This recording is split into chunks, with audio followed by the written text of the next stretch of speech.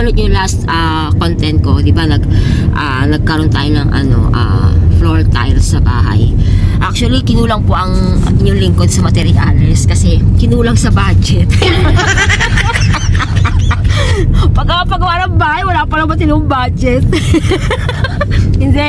Gano'n naman talaga, di ba? Pagka nagpapaayos ka ng bahay, hindi naman talaga biro ang gastos. Kung ano lang yung kaya natin, syempre, doon lang tayo. Kumbaga, sabi nga nila, unti-unti lang daw hanggang sa matapos mo na yung goal mo, di ba? So, syempre, hindi biro ang kumita ng pera sa hirap ng panahon ngayon. Hindi lang naman yan ang pinakagastusan natin, mga pagkain, bills, sa pag-aaral ng anak. Lalo ako, single mom ako. So, wala naman tayong asawa, wala tayong jowa. Oh my God! So, kaya naman, ngayon, continuation po ng ating pagpapagawa sa bahay. So, bibigyan ko kayo ng mga tips o idea. Ganun pa rin sa presyuhan ng mga tiles o ng mga kailangan natin na para doon sa gagamitin o mga materials. So, abangan nyo na lang kung ano yung magiging resulta. Sa ngayon, papunta po ako sa City Tile Builders. Pipili po ako ng kulay ng tile. So, ibang design naman para doon sa ating yung ginagawa nating counter bar ba yan? Parang kala mo naman nainom yung lingkod, di naman nainom. Diba? Tanway, ay may iniinom. Akala mo may imported na wine eh. Hindi, kasi maganda rin naman kasi yan, guys. Lalo pag may mga okasyon. Malay mo may magregalo, may mag-sponsor ng mamahaling wine. O diba? Di may mga display tayo. Para lang, para may mamasabi lang, One eternity later. So, nagutom po ang madam. Kaya dumaan na tayo sa Chori doon. So, order. Nagpatulong ako, nagpa-assist ako. Kasi diyan bang pipindot-pindot na mga ganyan. Nalilito ako, diba? Ayan yun. So, order muna tayo sa ng food sa Jollibee. Actually, in-order ko yung crunchy chicken sandwich. Ayan. So, waiting po ako sa order na yun.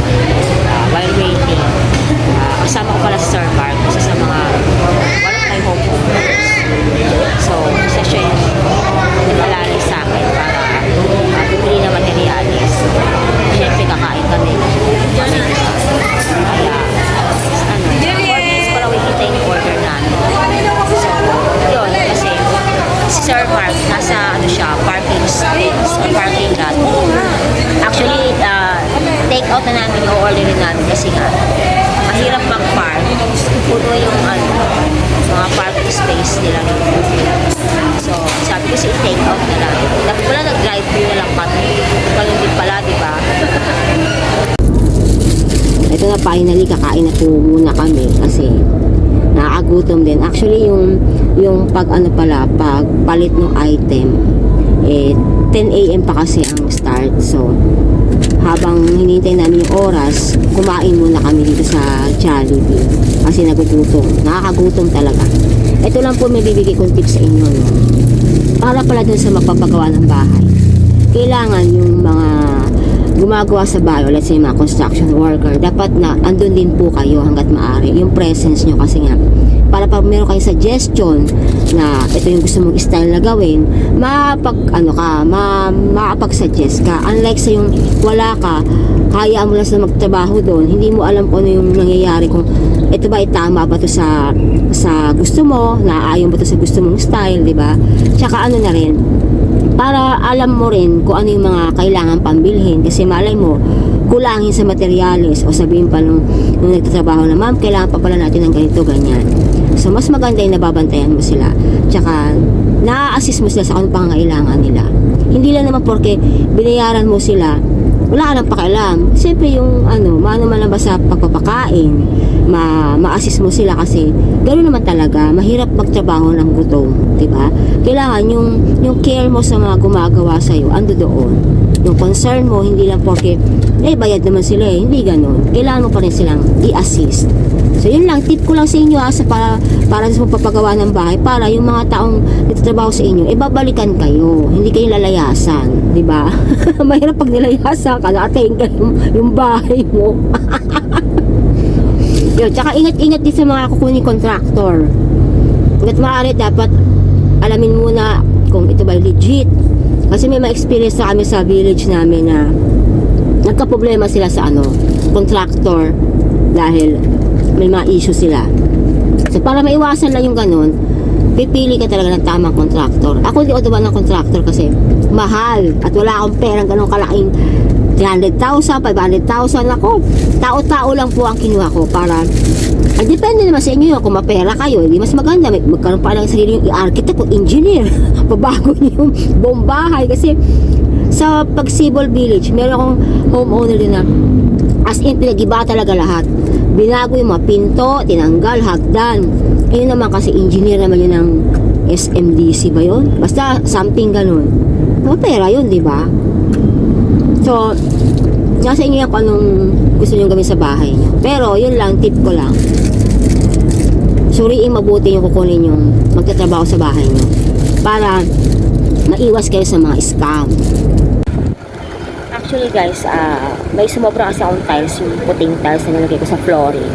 So, dito kasi sa Mariwasa, sa City Tile Builders, maganda sa kanila kasi pagka may sobra yung ginamit mong tiles or item, pwede silang i-change item. So, pwede mong papalitan. And kagaya ko, kailangan ko siyang palitan and kung magkano yung kulang, yun na lang dinagdagan ko, binayaran ko. So, mamaya papakita ko kung ano yung yung item na pinapalit ko. Tiles din siya para doon sa bar counter. Mas maganda kasi siya, granite, diba? So, ayan, ito na yung resibo. Papakita ko yung tiles na pinalit ko doon. So, maganda siya, tile granite siya. Black ang kulay. So, ito siya guys. Tcharan! Ayan, yan po yung granite na napili ko para sa ating bar counter or mini bar. 200 pesos ang isa niyan. Diba? Ang ganda ng style. Gusto ko kasi yung black. Yan. Okay, so finally ngayon, nakarating na po tayo sa bahay. After nung pagbili namin sa tile center, so pinakita ko naman yung itsura ng tiles na para sa ating bar counter, diba? So, continuation pa rin ang pagpaayos sa bahay. Actually, yung hagdan ko, hindi pa siya natapos. And then, tatapusin sa may pinto at saka yung sa dulo ng kusina ko. Na, maliit na lang yung tiles na dapat paglagyan. So, continue natin yun and then, proceed na tayo sa bar counter. O, diba? Excited na kasi si Madam, mag-iino. Excited na maglasing. Papakita ko sa inyo guys yung ginagawa sa hagdan. So, yan na po yung hagdan natin. Ayan. Makikita nyo, meron ito isang tile trim. Yan yung ikakabit dito sa part na to. Yan, magiging ganyan siya. Paano ba? Parang ganyan style. O, diba? Para maganda yung natin. Yung bawat gilid ng ating mga tiles.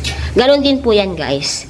Actually, itong dalawang step lang na to, ang ita-tiles, mula dyan, dito, tsaka dito rin po. Pero yung mga step na to, from here up to top, lang yan, vinyl carpet na lang yan. Ito. Then, lalagyan na lang yan dito balang araw ng parang plywood ba yan na puti ang kulay. Para magkaroon ng yung hagdan natin. Maging maganda, di ba? Yan. So, ito na ngayon yung ating counter bar or mini bar. Makikita nyo, ganyan pa rin itsura niya kasi, syempre, nagpahinga tayo ng a week, di ba? Yung gas ng iniisip natin eh. So, makikita nyo po dyan, ito, yung aking lamesa, hanggang dyan. So, magiging yan, papantay siya dito, yan. Ito yung kapantay ng table. Yan. Tapos, sa side na to, meron tatlong high chair. 1, 2, 3. Sakto lang, di ba? Mamaya, i-reveal ko kung ano yung itsura ng granite na ilalagay natin dito sa pinaka-table niya. O, ayan. Excited na ba kayo? Well, ako excited na rin. Ayan. So, may second layer na po. Nilalagyan na yung ating bar counter. Ayan. So, hanggang dito ata yung hollow block. Yan. Parang ganyan. One eternity later. Okay. So, guys, ito na po yung aking counter bar. Yan. Ang gumagawa po ay si Kuya. Ano pangalan mo, Kuya? Ha? Si Kuya Steven. Ayan. Kung gusto nyo balang araw na magpagawa sa kanya, ilalagay ko yung kanyang messenger account dyan.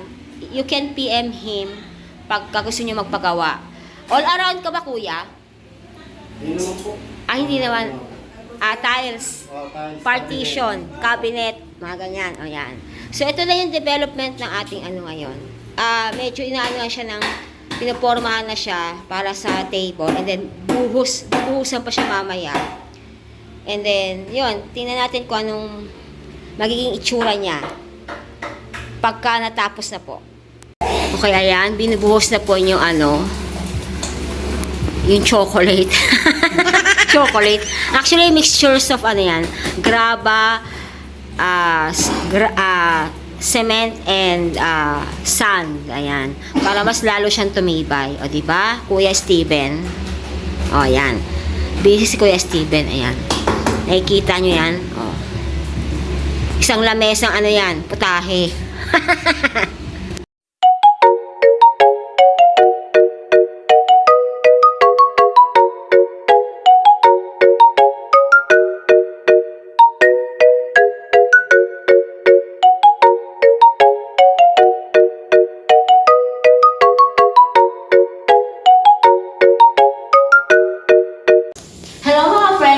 So, this is it. Ang aking bar counter. O, diba? Bongga.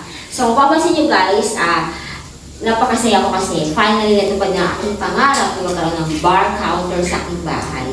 So, mapapansin nyo guys, dito sa aking bar counter na to, pinili kong tiles ay color black kasi hindi siya dumihin. And pangalawa, yung combination ng kanyang tile trim ay gold para lutang na lutang yung kulay, di ba? And syempre, kailangan pa natin na magkaroon ng ilaw dito and then wine rack. So, dito guys sa part na to, magkakaroon ako ng wine rack. So, sa wine rack, meron siyang sabitan ng mga wine glass and of course, yung mga wine na pagano. O, diba? Bongga. So, that's it for today's guys. So, I hope na nag-enjoy nyo sa aking munting vlog. So, please don't forget to like, share, subscribe, and click the notification bell for you to update for my upcoming vlogs. Bye! Please do like and subscribe. Like Dominic Vlogs. Bye! See you in the next vlog.